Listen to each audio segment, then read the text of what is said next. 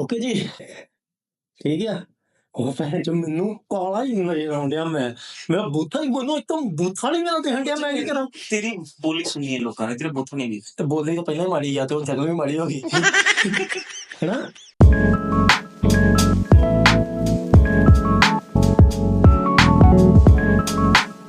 ਮੈਨੂੰ ਪਤਾ ਮੈਂ ਕਾਲਾ ਲੱਗਣ ਡਿਆ ਥੋੜਾ ਜਿਹਾ। ਪਤਾ ਮੈਂ ਰੈਗੂਲਰਲੀ ਨਹੀਂ ਵੀਡੀਓਜ਼ ਪਾਉਂਦਾ। ਸਾਡੀ ਯਾਰ ਲੈਟ ਧੋਖਾ ਦੇ, ਇੱਦਾਂ ਹੀ ਹੁੰਦਾ ਬੜੇ ਪੋਡਕਾਸਟਾਂ ਦੇ ਵਿੱਚ, ਠੀਕ ਹੈ। ਸੋ ਅੱਜ ਦਾ ਟੌਪਿਕ ਇਹ ਆ।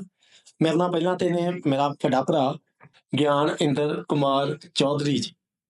ਇਹ ਬੰਦਾ ਮੈਂ ਪਹਿਲਾਂ ਥੋੜਾ ਜਿਹਾ ਇੰਟਰੋ ਦੇ ਦਿੰਦਾ ਆ। ਓਕੇ, ਇਹ ਇੱਕ ਨਰਸ ਨੇ, ਬਟ ਉਸ ਤੋਂ ਪਹਿਲਾਂ ਜਿੱਦਾਂ ਇਹਨਾਂ ਨੂੰ ਮੈਂ ਜਾਣਦਾ ਆ, ਮੈਂ ਇੱਦਾਂ ਜਾਣਦਾ ਕਿ ਇੱਕ ਕਲਾਸ ਦੇ ਵਿੱਚ ਹੁੰਦੇ ਆ ਨਾ ਕਿ ਜਿਹਦੇ ਨਾਲ ਭੱਜ ਕੇ ਜਾ ਕੇ ਬੱਚਾ ਬਹਿੰਦਾ ਆ ਕਿ ਜੇ ਮੈਂ ਇਹਦੇ ਲਾਗੇ ਮੇਰਾ ਰੋਲ ਨੰਬਰ ਵੀ ਆ ਗਿਆ ਤੇ ਮੈਂ ਵੀ ਪੇਪਰ 'ਚੋਂ ਪਾਸ ਹੋ ਜਾਊਂਗਾ। ਇਹ ਉਹ ਚੀਜ਼ ਹੈ ਕਿ ਜੇ ਇਹਨੇ ਹੱਥ ਖੜਾ ਹੀ ਕਰ ਦੇਣਾ ਨਾ ਕਲਾਸ ਦੇ ਵਿੱਚ ਤੇ ਟੀਚਰ ਨੇ ਕਹਿਣਾ ਕਿ ਹਾਂ ਵੀ ਤੈਨੂੰ ਆਉਂਦਾ ਹੀ ਆ। ਇੱਕ ਸਾਡੇ ਲਾਪਾ ਜੀ, ਮਤਲਬ ਕਿ ਕਿਸੇ ਵੀ ਚੀਜ਼ ਦਾ ਇੰਨਾ ਕੁ ਪੁੱਛਿਆ ਇਹਨਾਂ ਨੇ ਇੰਨਾ ਦੱਸਣਾ ਤੇ ਮਹਾਂ ਮੇਰੇ ਹੱਥ ਆਏ। ਆਂਦੇ ਤੂੰ ਥੋੜਾ ਨੌਨ ਸੀਰੀਅਸ ਜਿਹਾ ਬੰਦਾ ਹੈ ਤੇ ਮੇਰੀ ਥੋੜੀ ਜਿਹੀ ਸੀਰੀਅਸ ਚੀਜ਼ ਵਿੱਚ ਤੇ ਆਪਾਂ ਕਲੈਸ਼ ਜਿਹਾ ਕਰ ਜਾਣਾ। ਫਿਰ ਸਵਾਰਥਾਂ ਪਾਉਣੀਆਂ ਪਈਆਂ। ਫਿਰ ਭਾਜੀ ਹੁਣੀ ਆਏ। कहना चाहोगे थे कुछ? Thank you very much. जितनी तारीफ इसने की है, थोड़ा ऊंची। जितनी तारीफ इसने की है मैं उसके लायक नहीं हूँ। ठीक है, कुछ हद तक ये सही हो सकता है, लेकिन जैसे मैं प्रभ को जानता हूँ, प्रभ को मैं 2018 के जनवरी से लेकर अप्रैल तक की क्लासेस के दौरान वो वैली में जाता था। He is been very open, very proactive. कुछ भी कहना है बेबाक अंदाज से कहता था। मुझे घटना याद है क्लास की, जब इसे अपनी वाइफ के बारे में कहना था, तब तक वो इसकी वाइफ नहीं थी, लेकिन इसने क्लास में सबके सामने ये कहा है कि हाँ मैं इससे प्यार करता हूँ, ये मेरी गर्लफ्रेंड है। खासकर होता क्या है कि हम लोग जो है ना, एशियन कल्चर, खासकर इंडियन बैकग्राउंड से आने वाले लोग इतने ओपन माइंडेड नहीं होते कि पूरी अपनी ही जनता के सामने ऐसे ओपनली कहते हैं। तो उस दिन से ये बंदा दिमाग में ऐसा बैठ गया कि हाँ अगर इसने कुछ कहना है तो कहना है। ਤੁਹਾਨੂੰ ਲੱਗ ਗਿਆ ਨਾ ਪਤਾ ਬੰਦਾ ਪੜ੍ਹਿਆ ਲਿਖਿਆ ਜਿਹਾ ਵਾ ਹੈ। ਉਹ ਪੜ੍ਹਾਈ ਮੈਨੂੰ ਨਾ ਦੱਸ ਕਰਤੇ ਮੇਰੇ ਆਪ ਪਸੀਨਾ ਜਿਹਾ ਆ ਗਿਆ। ਸੋ ਅੱਜ ਦਾ ਵੀਰ ਜੀ ਟੌਪਿਕ ਇਹ ਆ, ਜਿੱਦਾਂ ਮੇਰੇ ਕੋਲ ਬੜੇ ਜਣੇ ਪਲਾਨਸ ਲੈਂਦੇ ਆ ਨਾ ਆਪਣਾ ਫਿਟਨੈਸ ਦਾ ਹੀ ਕੰਮ ਆ। ਉਹਦੇ ਵਿੱਚ ਜਦੋਂ ਕੋਈ ਨਰਸ ਆਉਂਦੀ ਆ ਨਾ ਉਹ ਪਲਾਨ ਲੈ ਵੀ ਲੈਂਦੀ, ਬਾਅਦ ਵਿੱਚ ਸਾਨੂੰ ਇੰਨੀ ਜ਼ਿਆਦਾ ਉਹਨਾਂ ਪ੍ਰੋਬਲਮ ਆਉਂਦੀ ਆ। ਸਭ ਤੋਂ ਪਹਿਲੀ ਗੱਲ ਹੀ ਇਹ ਆ ਸਾਰਿਆਂ ਦੀ ਕਿ ਸਾਡੇ ਕੋਲ ਟਾਈਮ ਨਹੀਂ ਹੁੰਦਾ, ਸਾਡੀਆਂ ਸ਼ਿਫਟਾਂ ਉੱਤੇ ਥੱਲੇ ਹੁੰਦੀਆਂ ਨੇ, ਠੀਕ ਹੈ। ਮਤਲਬ ਕਿ ਤੁਸੀਂ ਲੋਕਾਂ ਨੂੰ ਇਹ ਗੱਲ ਆਪ ਦੱਸਣੀ ਆਪਣੇ ਮੂੰਹੋਂ ਕਿ ਹਾਂ ਵੀ ਆਪਣਾ ਵਰਕ ਲਾਈਫ ਬੈਲੈਂਸ ਬਣਾ ਕੇ ਰੱਖੋ, ਆਪਣੀ ਹੈਲਥ ਨੂੰ ਆਪਣੀ ਪ੍ਰਾਇੋਰਟੀ ਦਿਓ। ਪੈਸਾ ਨਾਲ ਨਹੀਂ ਜਾਣਾ, ਸਿਹਤ ਰੱਖੋਗੇ ਜ਼ਿਆਦਾ ਲੰਬਾ ਸਮਾਂ ਚੱਲੋਗੇ। ਜਦੋਂ ਇਹ ਗੱਲ ਤੁਹਾਡੇ ਉੱਤੇ ਆਉਂਦੀ ਆ ਆਪਾਂ ਮੂੰਹ ਫੇਰ ਲੈਂਦੇ ਹਾਂ।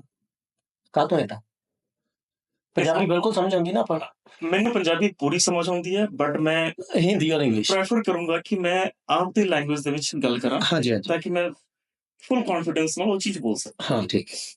भाषा की शुद्धता मेरे लिए उतनी ही जरूरी है जितना इस पॉडकास्ट की आज टॉपिक है, ठीक है। हाँ। तो इस चीज को मैं 2 पार्ट में डिवाइड करूंगा। पहली बात, एक आम जनता को अगर प्रोफेसर आए कोई प्लान देता है और एक नर्स को या फिर हेल्थ केयर प्रोफेशनल को प्लान देता है, दोनों में क्या डिफरेंस है। अगर एक ग्लास खाली है तो आप उसमें कुछ भर सकते हो, दिस इज वेरी ऑब्वियस। अगर कुछ भरा हुआ है और उसमें कुछ डालोगे तो मिक्स अप हो जाएगा। हाँ। और ये होता तब है जब आप नर्स या फिर किसी हेल्थ केयर प्रोफेशनल, मैं पर्टिकुलरली नर्स को नहीं मानता, मैं एक अम्ब्रेला को कवर कर रहा हूँ। लेट्स सपोज कि HCP like health care provider है ना, उसके अंदर फिजिशियन भी आ जाते हैं, नर्सेस भी आ जाती है, हेल्थ केयर भी आते हैं, सारे आते हैं। तो जो मैंने दूसरी जो लाइन कही थी कि भरे हुए ग्लास में कुछ डालोगे तो वो मिक्सचर बन जाता है, सेम थिंग हमारे साथ होता है। मैं एक नर्स हूँ, ठीक है। हमारी अंडरस्टैंडिंग इतनी ज्यादा नहीं है कि मैं आपकी 6 पैक्स बना लूं और बाइसेप्स 17 इंच का करूं। हमारे अंदर बहुत कुछ चल रहा है। हम एक पेशेंट को देखते हैं, हम एक हॉस्पिटल को देखते हैं, हम एक हेल्थ केयर सेटअप को देखते हैं, ठीक है। अब आप हमें कोई प्लान देते हो तो होता क्या है कि जो मेरी प्रीवियस नॉलेज है और जो आपके द्वारा बताई गई नॉलेज है वो दोनों एक दूसरे से क्रॉस कर जाती है, ठीक है। और यही कारण है कि हम आपके बताए प्लान को एज इट इज फॉलो नहीं कर पाते हैं। ओके। अब यही बात आती है कि आम जनता की, जैसे मेरे फ्रेंड बैठे हुए राजविंदर जी, अब इनके दिमाग में कुछ नहीं है। इनको पता है कि प्रोफेसर है, मेरे गुरु हैं, इन्होंने मुझे जो कह दिया मैंने करना है। इनको कुछ पता नहीं ABCD की हाँ हेल्थ साइंस क्या होता है, मेटाबॉलिज्म कैसे काम करता है, कार्ब्स कैसे मेटाबोलाइज होते हैं, प्रोटीन और फैट कैसे। अब इन्होंने वो चीज एज इट इज करना है जैसे आपने कहा, ठीक है। अब नर्सेस और हेल्थ केयर प्रोवाइडर्स आपकी बात को मानते हुए भी उनका जो दिमाग है इस चीज को एक्सेप्ट नहीं कर पाता। इसमें उनकी कोई गलती नहीं है। बेचारों की लाइफ बहुत ही कंजेस्टेड है। हम्म, मानोगे, मैं अल्बर्टा में हूँ, मैं एक हेल्थ केयर प्रोफेशनल के अंदर काउंट होता हूँ। मेरी जो जॉब रिस्पॉन्सिबिलिटी है एज ए रजिस्टर्ड नर्स की है। हम्म, मेरी शिफ्ट एक आइडियल जो है वो 8 घंटे की होती है, जिसके अंदर 7.75 आवर्स काउंट होते हैं। तो आई डोंट नो कि उन्होंने 8 घंटे क्यों नहीं काउंट किए, क्योंकि ब्रेक्स वगैरह कुछ कंसेप्ट होता है। मैं एक आइडियल नर्स होने के बावजूद 8 घंटे काम करता हूँ, अच्छा, बट ये सिर्फ मेरी बात नहीं है। हम्म, मोस्टली जो रूरल एरियाज हैं, वहाँ पे आपको 12 घंटे की शिफ्ट मिलती है। हम्म, 24 घंटे में से अगर आपने 12 घंटे काम किया, हम्म, आपके पास कितना बचा? 12 घंटे। 12 लेकिन मैं ये भी कहूँगा कि आप काम पे जाने से पहले भी तो 1 घंटा लगाते हो ना, तैयार नहीं, वैयार होना, खाने बिल्कुल, वगैरह। तो 1 घंटा प्लस और 1 घंटा उधर प्लस, तो हाँ, टोटल 14 आवर्स। रह गया 10 घंटे। या एक आइडियल आदमी कितना सोता है? 6 8 घंटे। 6 to 8 ठीक है। अब आप बताओ, 24 में से 10 14 गए, बचे 10। 10 में से 6 घंटा मान के चलो बंदा सो गया, बहुत तंदुरुस्त है, तो बचा उसके पास कितना? 4 4 घंटे। अब उस 4 घंटे में से प्रोफेसर आ कहता है कि मेरा प्लान ले लो और ऐसे-ऐसे वर्कआउट कर लो। गजब बेइज्जती है। हाँ, अब वो बंदा क्या करेगा? या फुल टाइम लाइन जो होती है अल्बर्टा के अंदर, चाहे पूरे कनाडा में लगा लो, कहीं भी दुनिया में, वो होती है 30 से 40 घंटे के बराबर। हाँ जी, सप्ताह में 30 से 40 घंटे काम करने का मतलब है कि आप 4 से 5 दिन काम करोगे।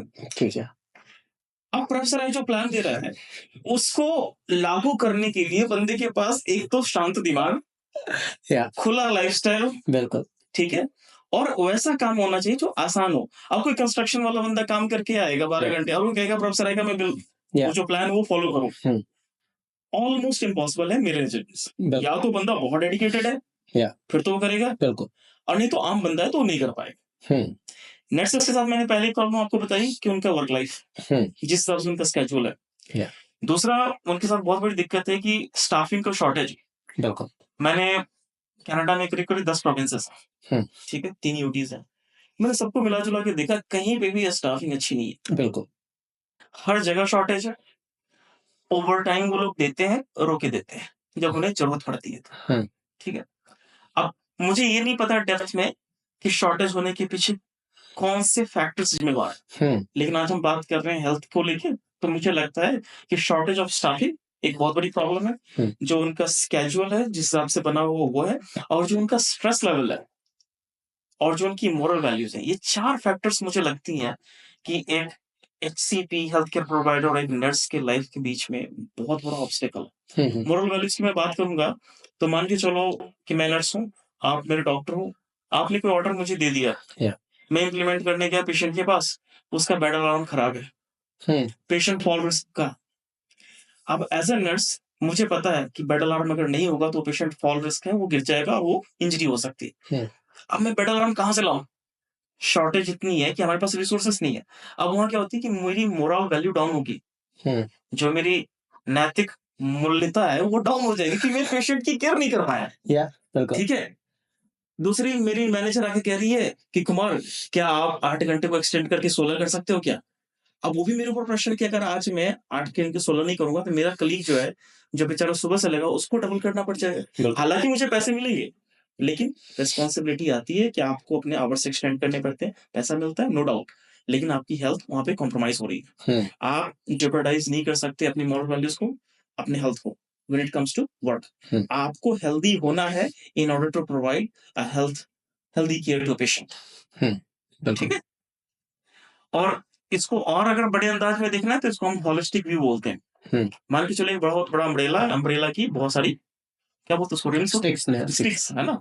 तो होलिस्टिक केयर के अंदर क्या आता है? पेशेंट की इकोनॉमिक, फाइनेंशियल, स्पिरिचुअल, हेल्थ, उसका बैकग्राउंड, बहुत सारी चीजें कंट्रीब्यूट करती हैं इन सब चीजों में। ठीक है। तो नर्स को एक मिडल में रहना पड़ता है। एक साइड उसका health care provider, MD, physicians जो भी होते हैं, बीच में नर्स होती है, और एक साइड उसका पेशेंट होता है। पेशेंट के साथ साथ पेशेंट की फैमिली को भी डील करना किसका काम है? नर्स का काम है। क्योंकि डॉक्टर का जो एक्सपोजर होता है पेशेंट के साथ वेरी मिनिमल होता है। अगर एक इन पेशेंट में पेशेंट है और 24 घंटे हैं, तो मुझे लगता है डॉक्टर उनको मैक्सिमम 10 से 15 मिनट देख के आता है। रेस्ट के जो 23 घंटे हैं वो नर्सेस के साथ होती हैं। So we cover a broad area of patient health, and we need to know that the health is very important for healthcare professionals. ਹੁਣ ਆਪਾਂ ਗੱਲ ਕਰਦੇ ਆ, ਜਿਵੇਂ ਆਪਾਂ ਕੰਸਟਰਕਸ਼ਨ ਵਾਲਿਆਂ ਦੀ ਗੱਲ ਕੀਤੀ ਹੈ ਨਾ, ਜਦੋਂ ਮੰਨ ਲਓ ਮੇਰੇ ਕੋਲ ਕੋਈ ਕੰਸਟਰਕਸ਼ਨ ਵਾਲਾ ਹੁੰਦਾ ਹੈ ਕਲਾਇੰਟ, ਹਨਾ, ਮੈਂ ਉਹਨੂੰ ਸਿੱਧਾ ਕਹਿ ਦਿੰਦਾ ਆ ਕਿ ਨਹੀਂ ਵੀ ਤੇਰੀ ਪਹਿਲਾਂ ਹੀ ਬੜੀ ਜਾਨ ਨਿਕਲੀ ਹੋਣੀ ਹੈ, ਬਿਕੋਜ਼ ਮੋਸਟਲੀ ਜਿਹੜੇ ਕੰਸਟਰਕਸ਼ਨ ਵਾਲੇ ਹੁੰਦੇ ਆ ਉਹ ਕਹਿੰਦੇ ਕਿ ਅਸੀਂ weight gain ਕਰਨਾ, ਠੀਕ ਹੈ, ਬਿਕੋਜ਼ ਸਾਰਾ ਦਿਨ ਜਾਨ ਨਿਕਲੀ ਹੁੰਦੀ ਹੈ, ਹਨਾ, ਉਹਨਾਂ ਕੈਲਰੀਜ਼ ਇਨਟੇਕ ਨਹੀਂ ਆ, ਕੰਮ ਬਹੁਤ ਜ਼ਿਆਦਾ ਕਰਾਉਂਦੇ ਆ ਕੈਨੇਡਾ ਦੇ ਵਿੱਚ ਵੀ। ਮੈਂ ਉਹਨਾਂ ਨੂੰ ਸਿੱਧਾ ਕਹਿ ਦਿੰਦਾ ਹੈ ਕਿ ਹਾਂ ਬਈ ਬੜਾ ਸਲੋ ਹੋਣਾ ਜੀ, ਉਹ ਵੀ ਜੇ ਫੁੱਲ ਤੁਹਾਡੀ ਪ੍ਰੋਪਰ ਸਲੀਪ ਹੈਗੀ ਹੈ, ਠੀਕ ਹੈ, ਜੇ ਤੁਹਾਡੇ ਉੱਤੇ ਸਟ੍ਰੈਸ ਨਹੀਂ ਹੈਗਾ, ਵਰਕਲੋਡ, ਜੇ ਤੁਸੀਂ, ਮੇਰਾ ਮੈਸੇਜ ਹੈ ਇੱਕ ਪੂਰਾ ਹੀ, ਠੀਕ ਹੈ, ਮੈਂ ਤੁਹਾਨੂੰ ਦਿਖਾਉਣਾ ਬਾਅਦ ਚੋਂ, ਉਹਦੇ ਵਿੱਚ ਲਿਖਿਆ ਹੁੰਦਾ ਹੈ ਕਿ work like human not like animal, ਸਾਫ਼ ਸ਼ਬਦਾਂ ਦੇ ਵਿੱਚ ਲਿਖਿਆ ਹੈ। ਹੁਣ ਇਹ ਚੀਜ਼ ਮੇਰੇ ਨਾਲ ਪਿਛਲੇ ਜਦੋਂ ਆਪਾਂ ਕੰਟੈਕਟ ਵਿੱਚ ਆਏ ਹਾਂ, ਫਿਰ ਮੈਂ ਕਿਹਾ ਕਿ ਪੋਡਕਾਸਟ ਕਰਨਾ, ਉਦੋਂ ਗੱਲ ਹੀ ਇਹ ਹੋਈ ਮੇਰੇ ਨਾਲ, ਇੱਕ ਨਰਸ ਮੈਨੂੰ ਬਾਰ-ਬਾਰ ਕਹਿ ਰਹੀ ਹੈ ਕਿ ਹਾਂ ਬਈ ਮੈਂ ਫਿੱਟ ਹੋਣਾ ਹੈ, ਠੀਕ ਹੈ, ਮੈਂ ਹੋਣਾ ਹੈ, ਠੀਕ ਹੈ। ਮੈਂ ਕਿਹਾ ਓਕੇ ਠੀਕ ਹੈ ਜੀ, ਤੁਹਾਨੂੰ ਆ ਕਰਨਾ ਪੈਣਾ, ਮੇਰੇ ਕੋਲ ਟਾਈਮ ਹੈ ਨਹੀਂ। ਮੈਂ ਕਿਹਾ ਓਕੇ ਜੀ, ਅਸੀਂ ਤੁਹਾਨੂੰ ਪਲਾਨ ਨਹੀਂ ਦੇ ਸਕਦੇ, ਪਰ ਮੈਂ ਫਿੱਟ ਹੋਣਾ ਚਾਹੁੰਦੀ ਹਾਂ। ਮੈਂ ਕਿਹਾ ਤੈਨੂੰ ਐਕਸਰਸਾਈਜ਼ ਕਰਨੀ ਪੈਣੀ ਆ, ਮੇਰੇ ਕੋਲ ਟਾਈਮ ਹੈ ਨਹੀਂ ਹੈ। ਮੇਰੀ 12 ਤੋਂ 16 ਘੰਟੇ ਦੀ ਸ਼ਿਫਟ ਹੁੰਦੀ, ਇੱਥੋਂ ਦੀ ਹੀ ਆ, ਕੈਲਗਰੀ ਦੀ ਹੀ ਆ, ਠੀਕ ਹੈ। ਉਹ ਤੋਂ ਬਾਅਦ ਮੈਨੂੰ ਇਹ ਚੀਜ਼ ਹੋਈ ਆ ਕਿ ਵੇਖੋ, ਮੈਂ ਤੁਹਾਨੂੰ ਇੱਕ ਹੋਰ ਗੱਲ ਦੱਸਦਾ ਆਪਣਾ ਇੱਕ ਐਕਸਪੀਰੀਅੰਸ ਹੈ ਕਿ ਸਾਡੇ ਨਾਲ ਲਾਗੇ ਇੱਥੇ ਸੀਗੇ ਪੰਜਾਬੀ ਔਰਤ ਸੀਗੀ, ਹਨਾ, ਬੁੱਢੇ ਆਪਣੇ ਪੰਜਾਬੀ, ਉਹ ਗੱਲ ਕਹਿ ਦਿੰਦੇ ਆ, ਉਹਨਾਂ ਨੂੰ ਵੀ ਇਹ ਚੀਜ਼ਾਂ ਹੈਗੀਆਂ ਕਿ ਹਾਂ ਬਈ ਬੁਰਾ ਲੱਗੂ, ਬੇਬਾਕ ਹੁੰਦੇ ਸਿੱਧੇ ਮੂੰਹ ਤੇ। ਉੱਤੇ ਮੈਨੂੰ ਲੱਗਦਾ ਹੈ ਕਿ 6'2" ਨਰਸ ਸੀ, 6'2" ਗੋਰੀ ਸੀ, 6'2" ਦੀ ਹਾਈਟ ਹੋਣੀ, ਤੇ ਉਹ ਨੀਅਰ ਅਬਾਊਟ ਕੋਈ 120-130 ਕਿਲੋ ਦੇ ਲਾਗੇ ਹੋਣੀ ਆ, ਕਿ ਪੂਰਾ ਪਾਵਰ ਲਿਫਟ ਵਾਂਗੂ ਤੁਰਦੀ, ਇਹਨੂੰ ਬੋਡੀ ਸ਼ੇਪਿੰਗ ਤੇ ਨਹੀਂ ਆਉਂਦੇ। ਤੇ ਉਹਨੇ ਕੀ ਕੀਤਾ, ਉਹ ਆਣ ਕੇ ਉਹਨੂੰ ਕਹਿ ਰਹੀ ਆ, ਕਹਿੰਦੇ ਕਿ ਤੁਹਾਡਾ ਕੋਲੈਸਟਰੋਲ ਜ਼ਿਆਦਾ ਆ, ਆਪਣਾ weight ਘੱਟ ਕਰੋ, ਠੀਕ ਹੈ, ਤੇ ਐਕਸਰਸਾਈਜ਼ ਕਰਿਆ ਕਰੋ। ਤੇ ਉਹ ਆਪਣੀ ਬੀਬੀ ਮੇਰੇ ਵੱਲ ਨੂੰ ਹੱਥ ਰੱਖ ਕੇ ਆਂਦੀ, ਤੇ ਆਂਦੀ ਚੀਜ਼ ਨੂੰ ਇੰਨਾ ਪਤਾ ਤੇ ਆਪਣਾ ਕਿਉਂ ਨਹੀਂ ਕਰ ਲੈਂਦੀ। ਸਮਝਦੇ ਕਿ ਮਤਲਬ ਕਿ ਇੱਕ ਬੰਦਾ ਵੀ ਗਾੜੀਆਂ ਉਹ ਚੀਜ਼ ਚਾਹੀਦੀ ਆ। ਹੁਣ ਤੁਹਾਨੂੰ ਐਜ਼ ਅ ਮੈਡੀਕਲ ਪ੍ਰੋਫੈਸ਼ਨਲ ਸਾਰਾ ਕੁਝ ਪਤਾ ਆ ਕਿ ਹਾਂ ਬਈ ਕੋਲੈਸਟਰੋਲ ਇੰਨਾ ਵੱਧ ਜੂਗਾ, ਹਾਂ ਵੀ ਮੈਨੂੰ ਹਾਰਟ ਅਟੈਕ ਹੋ ਜਾਊ, ਮੈਨੂੰ ਸਲੀਪ ਐਪਨੀਆ ਆਊਗਾ, ਹਨਾ, ਜੋ ਵੀ ਆ ਲਟਰਮ ਪਟਰਮ ਐਵਰੀਥਿੰਗ, ਠੀਕ ਹੈ। ਫਿਰ ਵੀ ਆਪਾਂ ਉਹ ਆਪਣੇ ਉੱਤੇ ਇੰਪਲੀਮੈਂਟ ਨਹੀਂ ਕਰਨ ਡੇ। ਕੀ ਸਾਨੂੰ ਇੱਦਾਂ ਨਹੀਂ ਚਾਹੀਦਾ? ਮੇਰਾ ਮੇਨ ਸਵਾਲ ਇਹ ਆ ਕਿ ਅਸੀਂ ਸਾਰੇ ਹੀ ਬੈਠ ਕੇ ਇੱਕ ਚੀਜ਼, ਇੱਕ ਸੰਸਥਾ ਜਾਂ ਇੱਕ ਮੀਟਿੰਗ ਕਰੀਏ ਜਿਹਦੇ ਵਿੱਚ ਇਹ ਹੋਵੇ ਕਿ ਹਾਂ ਬਈ ਵਰਕ ਲਾਈਫ ਜਿਹੜਾ ਵਾ ਬੈਲੈਂਸ ਹੈ ਇਹਨਾਂ ਦਾ ਹੋਣਾ ਚਾਹੀਦਾ, ਬਿਕੋਜ਼ ਇਮੋਸ਼ਨਲੀ ਵੀ ਬੜਾ ਜ਼ਿਆਦਾ ਸਟ੍ਰੈਸ ਹੁੰਦਾ ਹੈ, ਉੱਦਾਂ ਵੀ ਬੜਾ ਜ਼ਿਆਦਾ ਹੁੰਦਾ ਹੈ, ਉੱਤੋਂ ਸ਼ਿਫਟਾਂ ਜ਼ਿਆਦਾ ਹੈ, ਰਾਈਟ। ਘਰੇ ਜੇ ਜਵਾਕ ਹੋ ਗਏ ਉੱਥੇ ਹੋਰ ਸਿਆਪਾ ਪੈ ਜਾਣਾ। ਸੋ ਅਸੀਂ ਆਪਣੇ ਉੱਤੇ ਕਿਉਂ ਨਹੀਂ ਇਹ ਚੀਜ਼ਾਂ ਇੰਪਲੀਮੈਂਟ ਕਰਨ ਡਏ ਕਿ ਹਾਂ ਵੀ ਅਸੀਂ 8 ਘੰਟੇ ਕੰਮ ਕਰਨਾ? ਤੁਹਾਡੇ ਉੱਤੇ ਤਾਂ ਸਗੋਂ ਜ਼ਿਆਦਾ ਹੋਣੀ ਚਾਹੀਦੀ ਆ, ਕੀ ਕਹਿ ਸਕਦੇ ਹਾਂ ਆਪਾਂ, ਸਖਤਾਈ, ਕਿ ਹਾਂ ਵੀ ਯੂ ਸ਼ੁੱਡ ਬੀ ਫਿਟ। ਹਾਂ, ਫਿਟ ਕੁੜੀਆਂ ਮੈਂ ਕਿੱਥੇ ਦੇਖੀਆਂ? ਨਰਸਾਂ ਹੀ ਕਹਿੰਦੇ ਆ ਨਾ ਉਹਨਾਂ ਨੂੰ, ਜਿਹੜੇ ਉਹ ਅਲਟਰਾਸਾਊਂਡ ਵਗੈਰਾ ਵੀ ਕਰਦੇ ਨੇ ਇੱਥੇ, ਹਾਂ, ਉਹ ਸਾਰੀਆਂ ਕੁੜੀਆਂ ਇੰਨੀਆਂ ਜ਼ਿਆਦਾ ਫਿਟ ਜਿਹੜਾ ਕੋਈ ਹਿਸਾਬ ਨਹੀਂ। ਮਤਲਬ ਕਿ ਮੈਨੂੰ ਐਂ ਲੱਗਦਾ ਕਿ ਮੈਂ ਕਿਸੇ ਜਿਮ ਦੇ ਵਿੱਚ ਆ। ਇੱਧਰ ਆਪਾਂ ਨੂੰ ਕੀ ਗੱਲ ਹੈ ਕਿ ਜੇ ਆਪਾਂ ਨੂੰ ਸਾਰਾ ਕੁਝ ਪਤਾ ਵੀ ਆ ਤੇ ਅਸੀਂ ਫਿਰ ਵੀ ਇੰਨੇ ਜ਼ਿਆਦਾ ਅਨਫਿਟ ਆ। ਆਪਾਂ ਕਿਉਂ ਨਹੀਂ ਪ੍ਰਾਇੋਰਟੀ ਦੇਣ ਡੇ ਆਪਣੀ ਹੈਲਥ ਨੂੰ? ਮੈਨੂੰ ਉਹ ਗੱਲ ਦਾ ਜਵਾਬ ਚਾਹੀਦਾ ਆ। You might have encountered that woman which was really fatty. नहीं, बढ़िया ज्यादा सन होते, बढ़िया ज्यादा। बट इस चीज को ना मैं फिर से कहता हूँ, इसको 2 पार्ट में डिवाइड करके देखते हैं। ओके। कुछ नर्सेस आपको जनरल यूनिट में बहुत फिट मिलेंगी, कुछ नर्सेस जनरल यूनिट में आपको बहुत फिट मिलेंगी। हाँ जी। मैं कहता हूँ कि अगर आपने 15 नर्सेस देखी, उनमें से 2 या 3 आपको ओबीज मिलेंगे। हाँ, ओबीज समझ रहे हो ना? हाँ जी, ठीक है। जो बाकी के 12 बचे, उनमें से कुछ होंगी जो ठीक है, फिटनेस से मोटापे की तरफ जा रही होंगी, और कुछ होंगी बहुत फिट होंगी। अब इसमें 2-3 फैक्टर काम करते हैं। एक, आपकी खुद की सोच आपकी बॉडी को लेकर कैसी है, बिल्कुल। दूसरी, आपके सराउंडिंग ने आपके ऊपर क्या इफेक्ट डाला है, बिल्कुल। और तीसरी बात कि जिस ऑर्गेनाइजेशन में आप काम कर रहे हैं उसके क्या एथिक्स है। ये 3 फैक्टर बहुत मेजरली आपको अफेक्टेड करती हैं जब आप फिटनेस की बात करते हो। पहली बात कि खुद की सोच कैसी है। अब वो जो 15 में से 7 या 6 नर्सेस बहुत फिट हैं, वो भी तो उसी सेटिंग में काम कर रही हैं, लेकिन वो फिट है। तो उनकी खुद की सोच है कि मैं ऐसा क्या फ्यूल डाल रही हूँ और वो इग्नाइट होके मुझे क्या प्रोडक्ट देगा। जिसके पास इसकी अंडरस्टैंडिंग है वो कभी ओबीज नहीं होगा। जो फिटनेस से उधर की तरफ जा रही है वो लूज हो रही है, वो धीरे धीरे खोते जा रही है अपना बैलेंस, इस वजह से क्योंकि उनके पास काम ज्यादा है। ठीक है, जो फिट थी वो मैनेज कर पा रही है, और जो ऑलरेडी ओबीज हैं उनके साथ बहुत सारे फैक्टर्स, दे कुड बी सिक, उनके घर में इतनी फाइनेंशियल कंडीशन अच्छी ना हो कि उनको ज्यादा काम करना पड़ रहा है, उनके बच्चे बीमार, उनका पति का कुछ भी हो सकता है ना। तो अगर मैं हेल्थ केयर प्रोफेशनल्स के मोटापे के बारे में बात करूं, जैसे आपने एग्जांपल दिया कि कोलेस्ट्रॉल खुद का बढ़ा हो, खुद क्यों नहीं काम कर लेते, तो आंटी की अंडरस्टैंडिंग इसमें थोड़ी सी मुझे गलत लगी। हालांकि वो जो नर्स थी, ठीक है, हमें ये नहीं पता कि उसके बैकग्राउंड में क्या चल रहा है, but she is still standing there trying to protect their community. I should salute her. See? Seriously ਉਹ ਬਾਕੀ ਗੱਲਾਂ ਛੱਡੋ, ਸਮਝਾਉਣ ਦਾ ਤਰੀਕਾ ਵੀਰ ਤੇਰਾ awesome। I have a different perspective to see people. ਹਾਂ ਤੇ ਚੀਜ਼ਾਂ ਨੂੰ ਦੇਖਣ ਦਾ ਨਜ਼ਰੀਆ ਹੀ ਹੁੰਦਾ। नहीं बाकी सारा कुछ होता ही वेरी है, nice right? Very nice. Okay. और अगर मैं सेकंड पॉइंट की बात करूं तो वो क्या खाती हैं, हाँ ये इज वेरी इंपॉर्टेंट। आप बहुत अच्छे फिटनेस ट्रेनर हो, ठीक है, आपका कोई क्लाइंट आ गया, अब वो खा बहुत गलत रहा है, आप जितनी मर्जी अच्छी एक्सरसाइज लगाओ तो that would never ever work. Yeah. I can write it down. हाँ जी हाँ जी लेकिन कोई आलसी बंदा भी है, लेकिन अगर डाइट फॉलो कर रहा है तो एटलीस्ट उसकी बॉडी में ना खराब फैक्टर नहीं आएगा। Yeah. अगर वो शेप नहीं बन रहा तो ये भी बात नहीं को बीमार होगा। हाँ जी हाँ वो ठीक रहेगा, मतलब उसके बाइसेप्स ट्राइसेप्स नहीं निकल के आएंगे, टैप्स नहीं, हाँ ठीक है, मतलब रहेगा, लेकिन Still बीमार नहीं होगा। still healthy। ठीक है। तीसरी बार उसकी जो आसपास की सराउंडिंग उसको कितना इफेक्ट करती है, इसका एग्जांपल वो जो मोटी नर्स थी जिसने आंटी को बोला आंटी आपका कोलेस्ट्रॉल बढ़ा हुआ है, क्या पता वो आप प्रोच गए, आपको अंदाजा नहीं होगा कि जब आप हेल्थ सेटिंग में काम करते हो ना तो आपको अब्यूज किया जाता है, and that abuse could be either from your own management or from the patients that you are taking care of. बिल्कुल। Sometimes patients are like really abusive. They don't even care. They are so high on drugs. They will come and beat you. They will stab you. Yeah. They will cut your throat. And that is the stress that we are dealing with. And जब जब हमें stress होता है cortisol high होता है। बिल्कुल cortisol high होता है, ब्लड ग्लूकोज हाई होता है। हाँ जी अगर आप उसको मेटाबॉलिज्म नहीं करोगे तो ओबीस होगी। स्ट्रेस बहुत बड़ा फैक्टर है आपके ओबीस होने। और मुझे लगता है कि जो आंटी ने वो बात बोली थी कि अपना कोलेस्ट्रॉल कम, इसमें बहुत सारे फैक्टर कंट्रीब्यूट होने चाहिए थे। आंटी को पहले पूछना चाहिए था, बेटा जी व्हाट इज योर प्रॉब्लम, हम करेंगे कोलेस्ट्रॉल की, हम भी जानना चाहते हैं कि ऐसी क्या चीजें हैं जो आप एक नर्स होने के बावजूद भी आप कंट्रोल नहीं कर पा रहे। And that would be the best and polite way to ask someone what's going inside rather than harassing them or telling them that you're not doing good Very for nice. yourself and Very nice।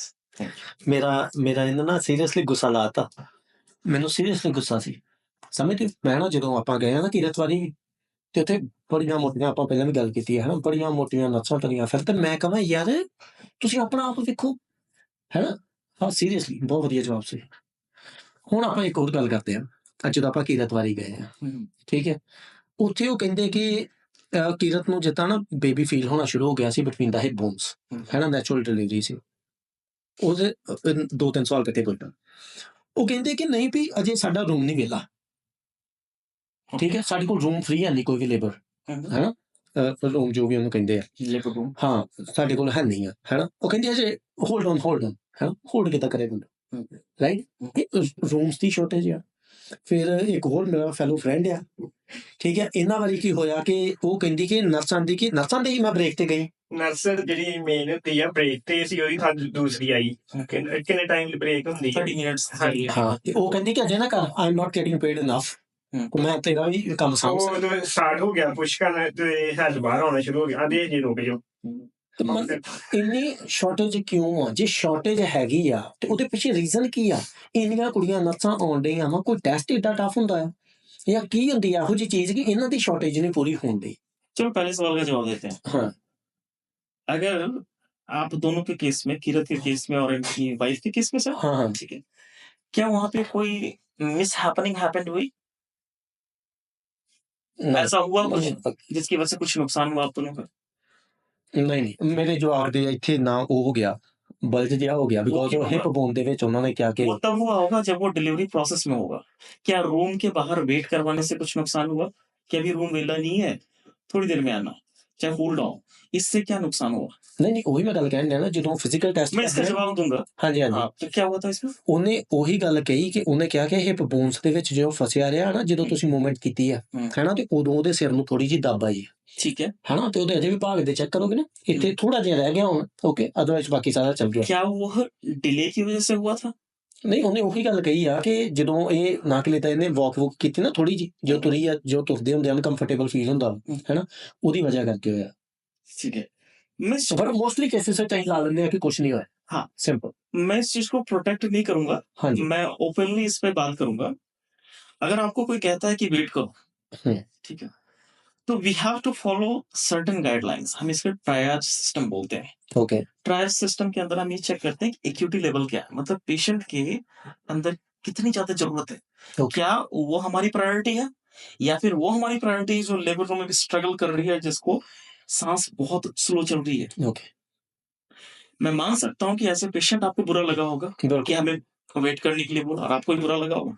लेकिन आप ये भी तो सोचो, किसी और की wife जो अंदर स्ट्रगल कर रही होगी, वो एक बेचारी नर्स जिसको ब्रेक पे रखा गया था, वो 4 पेशेंट्स को और डील कर रही है, और साथ में आप 5वां कह रहे हो कि मेरी वाइफ को डील हो। मैं मानता हूँ आप सही हो, लेकिन आप अपनी वाइफ को उस लड़की की सिचुएशन पे रख के देखो, आप फील करो कि कितना स्ट्रेस है उसके दिमाग में। हाँ, आपकी वाइफ इमरजेंट सिचुएशन में होती कि हाँ भाई सांस रुकने वाला है, सीपीआर देना है, रेसिसिटेट करना है, वो सब कुछ उससे छोड़ के, ब्रेक छोड़ के वो आती, क्योंकि उसकी लीगल एथिक्स है, लीगल उसकी मोरालिटीज है कि आपको वो पेशेंट केयर देनी है। मैं मानता हूँ, अगर आपकी जगह मैं होता मुझे बुरा लगता है, लेकिन हमें कभी कभी ऐसे एम्पैथी हमें समझना चाहिए कि अगला हमारे शूज में अगर हो तो कैसा फील होगा, और हम उसके शूज में तो हमें कैसा फील होगा। वेरी ठीक है। वेरी नाइस दूसरी बात कि डिले होती है, रिसोर्सेज क्यों है, कम क्यों है, इसके पीछे बहुत बड़ी वजह है। अगर मैं इसके बारे में बात करूंगा तो वो पॉलिटिकल कंट्रोवर्सीज के अंदर आएंगी, क्योंकि फंड्स मैनेज करना हमारे हाथ में नहीं। We are just a slave worker. मैं वर्कर को स्लेव क्यों बोलता हूँ, क्योंकि हमें जो राइट्स दिए जाते हैं वो सेट ऑफ राइट्स दिए जाते हैं, उनके अंदर अमेंडमेंट्स करने बहुत डिफिकल्ट है, कस्टमाइज नहीं कर सकते आप उसे। You are not having any choice to change those. तो आपको क्या होता है, आप आते हो हेल्थ केयर में, आपकी ज्वाइनिंग होती है, आपको सर्टेन एजुकेशन दी जाती है, राइट ऑन द फ्लोर, चलो भाई काम करो। अब मेरे पास रूम नहीं है तो मैं आपको आके बोलूंगा मेरे पास रूम नहीं है, this is not my fault, right. जो चीज इसको मैनेज कर रही है दैट इज गवर्नमेंट, ठीक है। और गवर्नमेंट के पास भी बहुत सारी प्रॉब्लम्स होती हैं, ठीक है। तो हम उन प्रॉब्लम्स में ना जाके इस पे बात करेंगे कि क्या वो जो डिले है इससे आपको कुछ नुकसान हुआ। हाँ, और अगर नुकसान हुआ तो हमें उसमें सुधार करने की जरूरत है। अगर नुकसान नहीं हुआ तो हमें बैठ के सोचने के बारे में जरूरत है और दूसरों की अंडरस्टैंडिंग को समझने की जरूरत है। नाइस जवाब बड़े कड़ कड़ के दिन तक सट के आया हूँ अपनी बात ही मम्मा चलते नहीं, जैसे सवाल है वैसे नहीं नहीं नहीं सीरियसली ਮੈਨੂੰ ਤਾਂ ਹੀ एक किताब है, your questions are the answers. ਜਾਂ ਮੈਨੂੰ ਤਾਂ ਹੀ ਲਾਪਾ ਜੀ ਨੇ ਆਖਿਆ ਸੀ ਆਂਦੇ ਕਿ ਉਹਨੂੰ ਫੜ ਆਂਦੇ ਉਹ ਬੰਦਾ ਵਧੀਆ ਹੈ थैंक यू। ਯਾ ਥੈਂਕ ਯੂ ਲਾਪਾ ਜੀ Love used to be my junior in my college. ਅੱਛਾ He was actually my senior, but I used to teach his class. He was in post-basic nursing. I did complete my bachelor's of science, and I used to teach post-basic nursing science in my college. ਹੋਰ ਕੀ ਸੀ ਮੇਰਾ ਸਵਾਲ ਭੁੱਲ ਗਿਆ ਮੈਨੂੰ ਅਗਲਾ Take your time. Try to recall all your questions and ਨਹੀਂ ਨਹੀਂ ਨਹੀਂ ਮੇਰਾ ਇਸੇ ਦੇ ਆਲੇ ਦੁਆਲੇ ਹੀ ਆ ਬਸ ਯਾਰ ਅਗਲਾ ਸਵਾਲ ਹੀ ਇਹਦੇ ਨਾਲ ਹੀ ਕਿੰਨੀ ਕੁ ਟਫ ਆ ਨਰਸ ਦੀ ਜੌਬ ਪਾਉਣੀ ਬੜੀਆਂ ਕੁੜੀਆਂ ਆਉਂਦੀਆਂ ਨੇ ਇੰਡੀਆ ਤੋਂ ਇੱਕ ਤੇ ਟ੍ਰੈਂਡ ਵੀ ਚੱਲ ਗਿਆ ਸੀ ਕੁੜੀ ਨੇ ਕੀ ਕੀਤਾ ਆ ਨਰਸਿੰਗ ਤੋਰੋ ਕੈਨੇਡਾ ਵਾਲੇ ਮੁੰਡੇ ਦੇ ਨਾਲ well, ਆਸਟ੍ਰੇਲੀਆ ਦੇ ਵਿੱਚ ਵੀ ਬੜੀ ਡਿਮਾਂਡ ਆ ਬਹੁਤ ਜ਼ਿਆਦਾ ਪੈਸਾ ਕੁੜੀਆਂ ਕੁੱਟਣ ਦੀਆਂ nursing is all over the world. Like मैं ये ऐसा कहूंगा कि एक ट्रक ड्राइवर है तो उसने मोस्टली एक नर्स से शादी की होती है। हाँ इस जहाँ तक मैंने कनाडा में ट्रेंड देखा, मुझे नहीं पता कि ऑस्ट्रेलिया में क्या ट्रेंड है और न्यूजीलैंड में क्या है। तो होता क्या है कि नर्सिंग की जॉब पानी कितनी डिफिकल्ट है, इसका मतलब कि कितने मतलब हायर होना कितना डिफिकल्ट। हाँ हायर होने से पहले मैं आता हूँ बैकग्राउंड की स्टडीज पे। ये आपको ना एक ओवरऑल पिक्चर देगी कि how a nurse is generated from the machines, we call it educational machineries. आपने 10th 12th किया, बिल्कुल ठीक है। अगर 12th में आपने साइंस लिया, फिजिक्स केमिस्ट्री बायो मैथ्स, आपने किया BSc nursing, bachelor of science in nursing. हाँ जी। अगर आपने 12th किया लेकिन आपके पास साइंस नहीं था, इट कुड बी इधर कॉमर्स और आर्ट्स, तो आपने किया general nursing midwifery, GNM nursing. Okay. अब उस क्वेश्चन को समझने के लिए ये समझना बहुत जरूरी है कि आपकी बैकग्राउंड क्या है, क्या जीएनएम है या फिर BSc. There is a slight difference between these two, मैं आपको एक्सप्लेन करूंगा। तो जब आप जनरल नर्सिंग मिडवाइफरी करते हो तो उसमें 3 साल की एजुकेशन और 6 महीने की ट्रेनिंग होती है। जब आप बीएससी नर्सिंग करते हो तो 3.5 साल की एजुकेशन और 6 महीने की ट्रेनिंग होती है। BSc is a complete whole degree और जीएनएम को डिप्लोमा माना जाता है। ओके। जब ये दोनों तरीके की नर्सेस वर्कफोर्स में आती हैं, वर्क फील्ड में आती हैं after completing there degrees and diploma, इनके माइंडसेट में डिफरेंस होता है। ओके। जो लड़की ने या फिर लड़के ने, कैंडिडेट ने अगर जीएनएम किया है तो उनके पास डिग्री को हासिल करने का तरीका होता है पोस्ट बेसिक नर्सिंग, ओके। जो कि आपके लप्पा जी ने किया। ओके। लप्पा जी ने पहले जीएनएम किया, फिर उन्होंने पोस्ट बेसिक किया इक्विवेलेंट होने के लिए बीएससी के बराबर। अब इस सूरत में मैं और लप्पा जी दोनों एक जगह स्टैंड करते हैं क्योंकि हम दोनों के पास डिग्री है। हम दोनों ने एक एग्जाम दिया, ठीक है। खासकर वेस्टर्न मुल्कों में जो हम आते हैं, जैसे अमेरिका आ गए, कनाडा आ गए, तो हमारे पास एक एग्जाम होता है इसको हम बोलते हैं एनक्लेक्स एग्जामिनेशन। एनक्लेक्स देने के बाद एक जीएनएम वाला भी आरएन बन सकता है और एक बीएससी वाला भी आरएन बन सकता है। ओके। अब समझना ये जरूरी है कि जो जीएनएम किया that is very hard working. उस कैंडिडेट ने पहले तो 3.5 साल का डिप्लोमा किया, फिर उसके बाद 2 साल लगाया, फिर डिग्री की, तो कितना हो गया? 5.5 साल हो गया। हाँ जी। उसकी जो पोटेंशियल है और उसकी जो क्या बोलते हैं, एक वर्ड मैं भूल रहा हूँ, उसकी जो स्ट्रेंथ है एक बीएससी के मुकाबले काफी ज्यादा है। ओके। उसने सब कुछ फाइट किया और करके डिग्री किया। अब वो जॉब के लिए मार्केट में जाता है, कोई भी जॉब लेगा, हेल्थ केयर एड की भी लेगा, सफाई कर्मचारी की भी लेगा और चाहेगा कि मैं अपने पांव जमाऊं हेल्थ केयर में, और वो पहुंच जाता है अपनी जगह पे जहां उसको पहुंचना हो। बीएससी की मेंटालिटी क्या होती है कि we have a higher degree, तो हमें इतनी ज्यादा मेहनत करने की जरूरत नहीं है, हम तो चुटकी बजाएंगे और काम हो जाएगा। हालांकि दोनों को सेम एग्जाम देना पड़ता है। अब हम दोनों ने सेम एग्जाम दिया, हम फील्ड में गए, प्रैक्टिकली कौन ज्यादा स्ट्रांग होगा?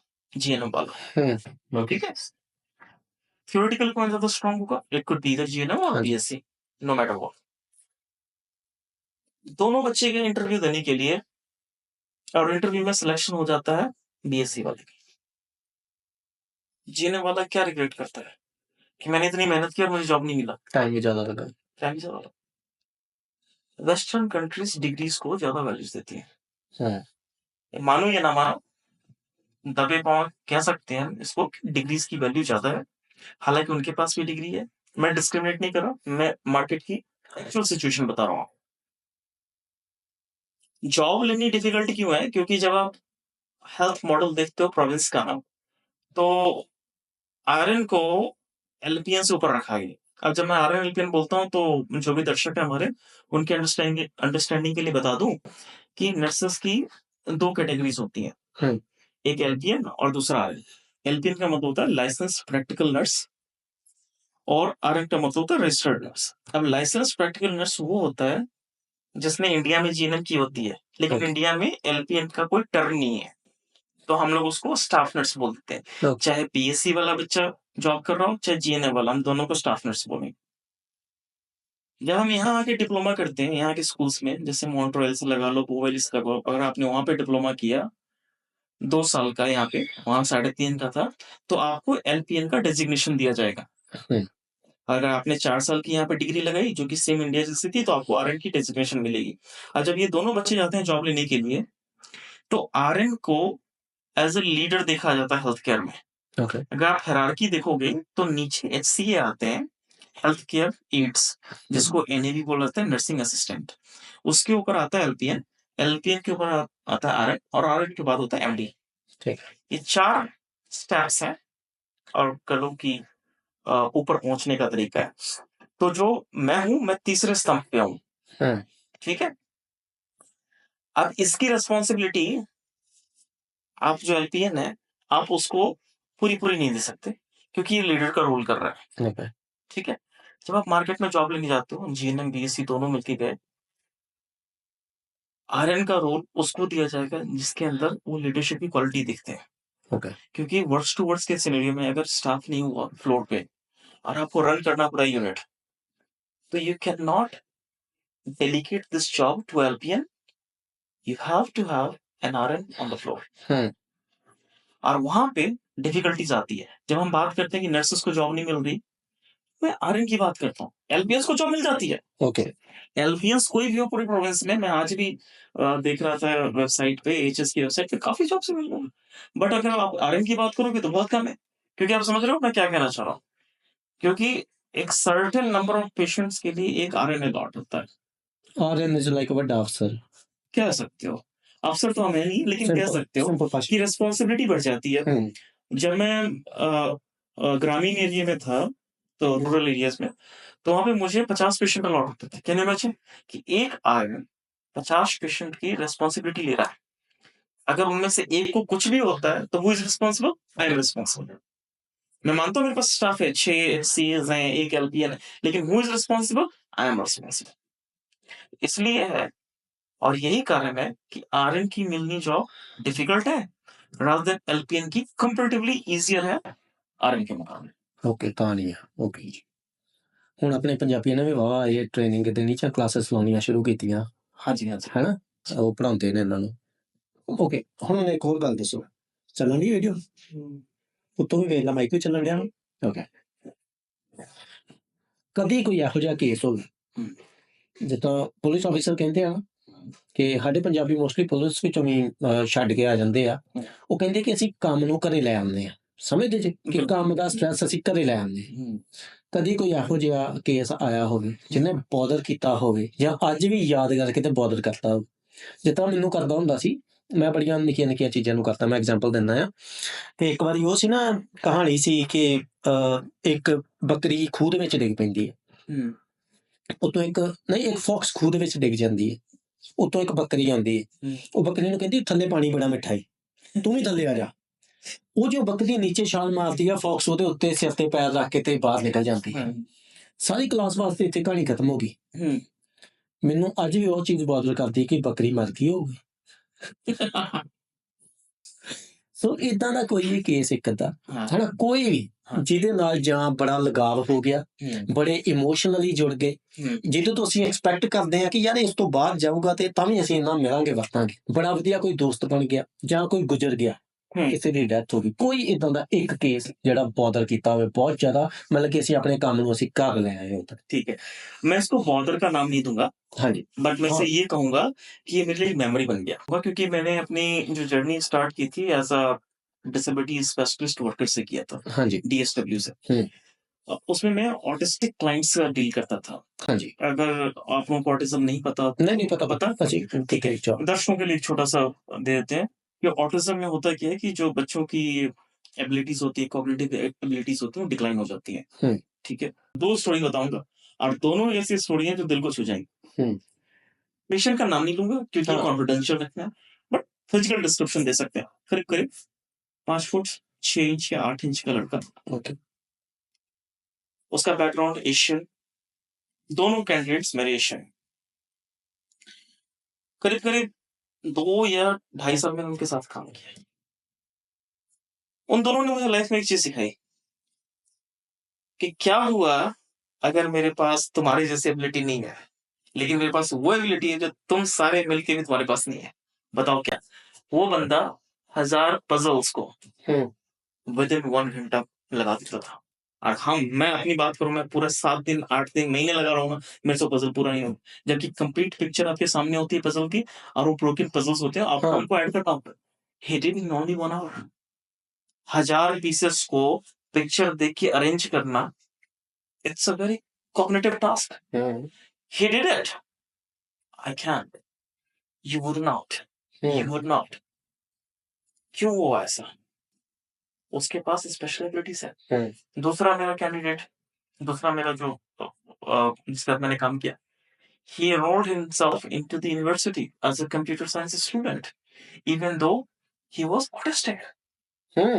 पानी के उबलने की जो खरखराहट होती है ना, खल-खल करने की आवाज़, उसको 5 घर से सुन जाती थी और हम लोगों को ये नहीं सुनता कि दूसरे रूम में खटका हो रहा है। He is that much sensitive. होता क्या है, मुझे जहाँ तक मेरी अंडरस्टैंडिंग काम करती है, मैं भगवान में बिलीव करता हूँ, लेकिन मैं ये भगवान बिलीव नहीं करता हूँ कि ये भगवान है। हाँ, मैं मानता हूँ कि भगवान है, लेकिन ये नहीं मानता कि यही पर्टिकुलर भगवान है। तो मुझे लगता है कि जब भगवान उनकी संरचना कर रहे होंगे ना, तो उनको लगा होगा कि ये बंदा बहुत सेंसिटिव है। तो इनको ना दुनियावी मायाओं से दूर रखना चाहिए। हम लोग क्या है, मायावी के बीच में। हम लोग बहुत एक-एक एक्ट करते हैं। हम लोग कहते हैं ना, मतलब बहरूपी हैं। हम समय के हिसाब से बहुत कुछ बदल देते हैं। कभी हमारा चरित्र कुछ और होता है, आज कुछ और। लेकिन वो बेचारे इतने डिसेंट हैं कि वो जन्म से लेके मृत्यु तक वैसे ही रहते हैं। उनकी इमोशंस इतने प्योर हैं कि अगर आपको उनके साथ लगाव हो जाए, जैसे आप पेट रखते हो ना, पेट की कितनी केयर करते हो। वो बच्चे ऐसे होते हैं कि उनके साथ दिल का लगाव हो जाता है। मतलब आप काम तो कर रहे हो, लेकिन आपको ये फील नहीं होगा कि आप काम कर रहे हो, जॉब पे आ रहे हो। आपको ये लगेगा कि मैं उसकी टेक केयर करने जाऊँगा, वो मुझे याद करेगा। वो आपका नाम लेके बुलाता है कि कुमार कहाँ गया? अभी तक आया नहीं, 7 बज गए। 6:59 पे ना वो देखेगा खिड़की से, अरे 7 बज गए, वो अभी तक आया नहीं। आप मान सकते हो कि ऐसा आएगा? कमाल दी शिकायत ला के कमाल ਨੂੰ ਕੰਮ ਤੋਂ ਕਢਾ ਦਿੰਦਾ ਕਮਾਲ नहीं आया नहीं, मतलब देखो कितना प्यार हो जाता है ना। और आप ऐसे काम पे क्यों नहीं जाओगे जहाँ पे कोई इंतजार कर रहे हो? रादर आप उस काम पे जाओगे जहाँ पे टाई वाई लगा के जा रहे हो, बॉस आपको 4 गालियां दे रहा होगा। ठीक है, तो मतलब मेरा ह्यूमन टच के जो साथ काम है ना, पता नहीं भगवान ने प्रकृति ऐसी बनाई कि मुझे इंसानों के साथ काम करना बहुत पसंद है। मैं मशीनों के साथ इतना कंफर्टेबल नहीं। मुझे कोई कहे कि 8 घंटे आप कंप्यूटर के सामने काम करो, आई कैन नॉट। हाँ, मुझे कहे कि आप किसी पेशेंट के साथ 8 घंटे का, बहुत ईज़िली चुटकियों में टाइम निकलता है। तो ये दोनों मेमोरीज थे कंप्यूटर साइंस वाले के, और दूसरा जो पजल सॉल्व करता था। उस दिन मुझे रियलाइज हुआ कि इसको दिव्यांग क्यों कहा गया है, स्पेशली एबल्ड क्यों कहा गया, फिजिकली डिसेबल्ड कहने की बजाय। It made a lot of sense to me and I realised that thing. And thank you to you, Professor. You refined that memory to me. Okay ਇੱਕ ਗੱਲ ਹੋ ਰਿਹਾ ਜਿੱਦਾਂ ਇਹ ਕਿਹਾ ਕਿ ਟਰੱਕ ਡਰਾਈਵਰ ਨਰਸਾਂ ਲੱਭਦੇ ਆ ਜਾਂ mostly Well, that was just a trend. ਉਦਾਂ ਹੀ No insight into it. Just ਗੱਲ ਆਪਾਂ ਕਰਨੇ ਆ ਪਰ ਮੈਂ ਇਹ ਵੀ ਚੀਜ਼ ਵੇਖਿਆ ਜਿਹਦੀ ਘਰ ਵਾਲੀ ਹੈਲਥ ਕੇਅਰ ਦੇ ਵਿੱਚ ਹੁੰਦੀ ਹੈ ਉਹ ਘਰ ਵਾਲਾ ਥੋੜਾ ਢੀਠ ਜਿਹਾ ਹੁੰਦਾ ਬਿਲਕੁਲ ਢੀਠ ਹੁੰਦਾ ਹੈ ਮੈਨੂੰ ਏਦਾਂ ਲੱਗਦਾ ਹੈ ਕਿ ਉਹਨਾਂ ਦੇ ਹੱਥ ਇੱਕ ਸੋਨੇ ਦੇ ਅੰਡੇ ਦੇਣ ਵਾਲੀ ਮੁਰਗੀ ਆ ਹੁਣ ਮੇਰੇ ਨੋਨ ਵਿੱਚ ਹੀ ਆ 2-3 ਜਾਣੇ ਉਹ ਮਾੜੀ ਮੋਟੀ ਉਬਰ ਕਰਕੇ ਘਰੇ ਆ ਜਾਂਦੇ ਆ ਠੀਕ ਹੈ ਬਿਕੋਜ਼ ਉਹਨਾਂ ਦੀ ਘਰ ਵਾਲੀ ਆ ਜਿਹੜੀ ਨਰਸ ਆ ਤੇ ਉਹ ਆਂਦੇ ਕਿ ਭਾਬੀ ਤੁਹਾਡੀ ਖਿੱਚੀ ਜਾਂਦੀ ਆ ਸਾਰਾ ਕੁਝ ਤੇ ਭਾਬੀ ਹੁਣਾਂ ਦੇ ਕਿਤੇ ਜੁੰਡੇ ਖਿਲਰੇ ਹੁੰਦੇ ਆ ਵਿਚਾਰੀਆਂ ਜਦੋਂ ਘਰੇ ਆਉਂਦੀਆਂ ਆ ਠੀਕ ਹੈ ਤੇ ਘਰ ਆਣ ਕੇ ਫੇਰ ਕਪੱਤ ਹੋ ਜਾਏ इस सवाल का जवाब मैं ऐसे दूंगा कि हमारी जो सोसाइटी है ना, जिससे हम बिलोंग करते हैं, जैसे आप पंजाब से हो, मैं किसी और स्टेट से हूँ, ये भाई साहब किसी और स्टेट से हैं, कुछ ना कुछ तो हमारे बीच में कॉमन है। और हम ये मान के चलते हैं कि अगर हमारे घर में कोई कमाने वाला आ जाता है ना, तो हम थोड़ा रिलैक्स हो जाते थे। ठीक है, अब ये जो आपने बात कही है ना कि भाभी तुम्हारी नर्स से ऐसा कर देती, मैंने ये खासकर जो बात देखी ना पंजाबी जनरेशन में देखी। बिल्कुल अगर मैं गोरों की बात करूं, I live with them, I know them, उनके अंदर इक्वल रिस्पॉन्सिबिलिटी है। हस्बैंड उतना ही काम कर रहा है जितना वाइफ कर रही है, और वाइफ खुल के बोल रही है कि these are my rights and you have to fulfil. और हस्बैंड इस चीज को पॉजिटिव ले रहा है। अगर हमारी लड़कियां, हमारी औरतें अगर ऐसे करना स्टार्ट कर दें, तो हमारे जो मर्द हैं उनके खिलाफ हो जाएगी कि where the guts came from, तुम कैसे बोल सकती हो हमारे सामने कि तुम्हारी ये राइट्स हैं। वो बेचारी ज्यादा काम करती हैं, बच्चे भी पालती हैं, घर की टेक केयर भी करती हैं, और उनके जो हस्बैंड्स होते हैं दे आर वेरी रिलैक्स्ड। ठीक है, तो ये मुझे तो फिर वही लगता है कि बैकग्राउंड अंडरस्टैंडिंग वाली बात आती है। ਛੋਟੀ ਜਿਹੀ ਐਗਜ਼ਾਮਪਲ ਦਿੰਦਾ ਜਦੋਂ ਕੀਰਤ ਮੇਰੇ ਨਾਲ ਨਹੀਂ ਸੀ ਨਾ ਫਿਟਨੈਸ ਦੇ ਵਿੱਚ I used to earn 15000 a month ਜੋ ਮੈਂ ਕੀਰਤ ਦੇ ਐਪਸ ਕੱਢੇ ਨਾ ਸੁਣ ਲਓ ਮੈਂ ਬਣਾਇਆ 7 ਦਿਨਾਂ ਵਿੱਚ $42,000 ਠੀਕ ਹੈ ਤੇ ਹੁਣ ਅਸੀਂ 2.5 ਲੱਖ ਤੱਕ ਕਮਾਉਂਦੇ ਸੋਚੋ ਤੁਸੀਂ ਠੀਕ ਹੈ ਕਿ ਆਪਾਂ ਦੋਵੇਂ ਆਣ ਗਏ ਵਿੱਚ ਹੈਨਾ ਤੇ ਹੁਣ ਕੰਮ ਕੌਣ ਸਾਂਭਦੀ ਸਾਰਾ ਕੀਰਤ ਮੈਂ ਕੁਛ ਨਹੀਂ ਗਾ I just post video everything clients and जे वो एंड मैं एक चीज बहुत देखी है तो फिर कीरत हेल्थ केयर में नहीं है ना, सुनो उन्हें पता की गल करनी कीरत फिटनेस में नहीं मैं एक गल करनी है कि जे दोवें जी ही चंगी तरह काम करन ठीक है ते फाइनेंशियल बर्डन कितना घट हो जी बिल्कुल रादर दैन एक जमा ही बह गया ठीक है हुण ये की करदी है इनू इन्नी चीज भी याद रहिंदी आ कि क्लाइंट नाल पहले दिन की गल होई आफ्टर 4 months ਤੇ ਰੋਜ਼ ਇੰਨੀਆਂ ਸਬਸਕ੍ਰਿਪਸ਼ਨਸ ਕਰਦੀ ਆ ਰੋਜ਼ 10 ਘੰਟੇ ਫੋਨ ਉੱਤੇ ਰਹਿੰਦੀ ਹੈ ਤੇ ਉਹਨੂੰ ਜੇ ਕਹਾਂ ਨਾ ਆਹ ਕਲਾਇੰਟ ਇਦਾਂ ਹਾਂ ਇਹਦੇ ਪਹਿਲਾਂ ਵੀ ਟੌਲਾ ਪਾਉਂਦਿਆ ਹੈ ਇਹਦੇ ਕੋਲ ਅੱਜ ਜੜੀਆਂ ਹੋਈਆਂ ਇਹਨੂੰ ਕਹੋ ਇਹ ਕਰੇ ਇਹਨੂੰ ਕਹੋ ਇੱਕ ਮੈਨੂੰ ਨਹੀਂ वेरी मेटिकुलस।